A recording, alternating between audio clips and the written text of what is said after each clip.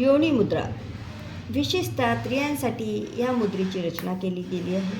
ओटीपोटाच्या पातळीवर ही मुद्रा करून ठेवावी. कृती: दोन्ही हातांनी अंगठे आणि दोन्ही तर्जन्या जोडाव्यात आणि उरलेले बोट एकमेकांकडे अडकवावे. अंगठे वरच्या दिशेला करावेत आणि तर्जनीची दिशा खालची असावी.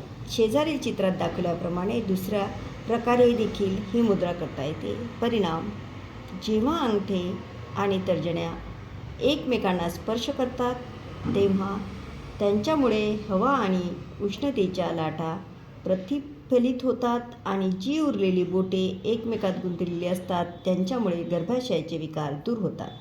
सर्वसाधारण वयाच्या 13व्या वर्षी मुलीला मासिक पाळी येते तेव्हा त्यांच्या ओटीपोटाच्या खालच्या भागात कळा येऊ लागतात. फक्त 5 ते 10 मिनिट ही मुद्रा केल्यास त्या वेदना दूर होतात.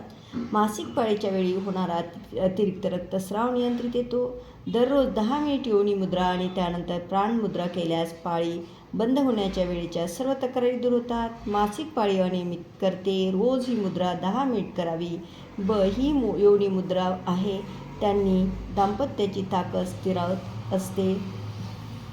जीवितशतम योग निसर्ग उपचार सेंटर हीलिंग हेल्थ सेंटरतर्फे शारीरिक आरोग्य आणि मानसिक आरोग्यासाठी सर्व सुविधा आमच्या सेंटरवर पुरविल्या जातात.